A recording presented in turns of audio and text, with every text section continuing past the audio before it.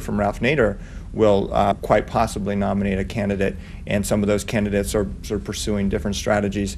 You know, there is more to the American people than we often see, and I think that we need a politics that gives them a right to consider candidates who promote these different views. Yes. You guys don't seem like you're too keen on corporate donations to help fund the debates. If the corporations don't donate, how would you suggest that they be done? That they be funded? It's a good question. 1960, the networks hosted the first presidential debate, possibly the most famous presidential debate in history, the Kennedy-Nixon debate, and the networks paid for them. There's a number of different ways to pay for these debates. The commission raises $500,000 to $1 million for each debate. We don't know what they spend their money on, but the networks put the candidates in the studios. There was no live audience full of corporate executives and civic group leaders, for that matter, and they just had them on stage. It's not that expensive to put candidates in a room with a nice podium to discuss the central issues. Monies can be raised from individuals, they can be raised from foundations. The networks themselves have a public service obligation because they rent the airwaves from the American people to present public discourse. So there are a number of ways to circumvent the fact that unions and corporations should not be financing the presidential debates, even if they aren't influencing them. It's just crass for the American people to have the debates commercialized. I'd just like to reiterate what George was saying about the publicly owned airwaves. The broadcasters do use the publicly owned airwaves, and the only payment that they give right now is supposedly public service obligations, public interest obligations. Those are meaningless right now.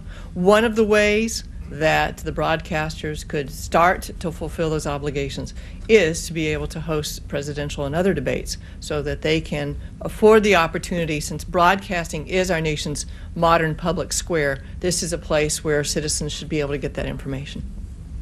I would add one other thing. I'd add another thought on this. We publicly finance campaigns. The American people put up money for the elections. This should be a legitimate expense. There's plenty of money. This is not a problem. We don't have to go hat in hand to corporations or unions to ask someone to finance these debates.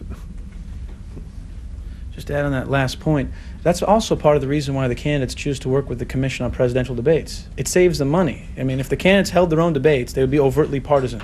And so they couldn't be nonprofit organizations. They couldn't raise tax-deductible contributions. They couldn't take corporate contributions. It's illegal. So instead of spending $2 million each, right, $4 million in the candidates' campaigns, they have an organization posing as a 501c3 tax-exempt organization, which raises millions of dollars from corporations to pay for these debates. It's a way to circumvent FEC regulations.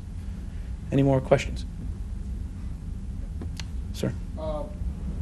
So given your understanding of the IRS's track record on these kinds of petitions, what are the chances, do you think, they will act favorably on this petition? We don't know. We think that we have provided substantial evidence. We have actual documents that have never been released before to the American public that explicitly demonstrate major party collusion in advance of the debates. We're talking about signed documents from the campaign chairmen of the different candidates which explicitly say who will be in the debates, who will ask the questions, and what types of issues will be discussed as a result of those candidate exclusion and format manipulation. This is unprecedented, so we think the IRS is going to act on this.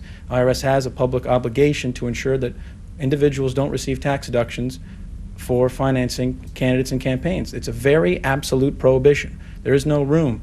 You cannot engage in a campaign on behalf of a political candidate for public office. And do you have a sense as to how long it will take them to make a judgment? No, we don't have a sense. You haven't been in touch with them at all? We're filing a complaint today. Yes? If they rule against you, can you and will you take it to the court system? Yes. Yes, we can, and we likely will. Yes, sir? What are the major presidential candidates saying about the Appleseed criteria?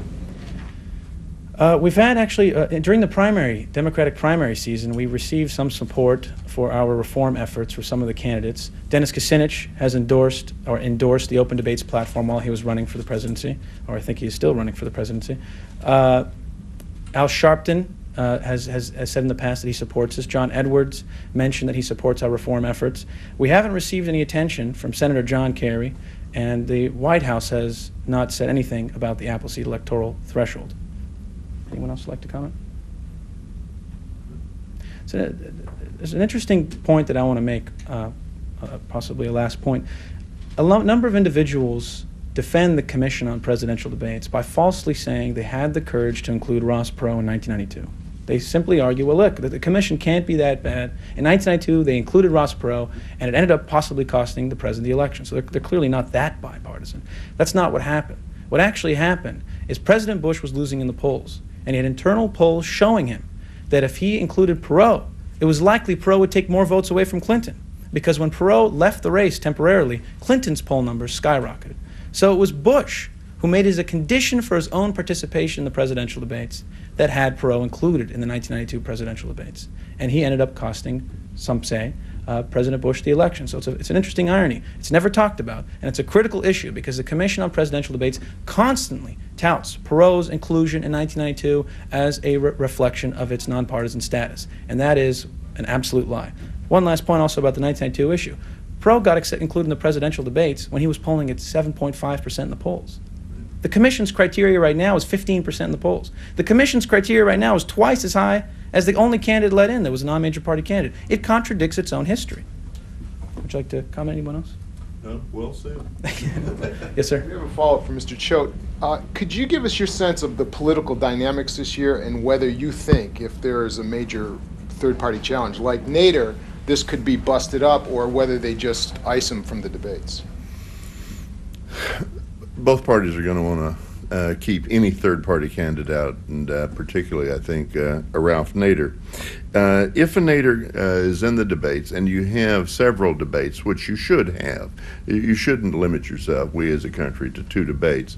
What it's going to do, it'll break open a whole series of discussion issues. One of the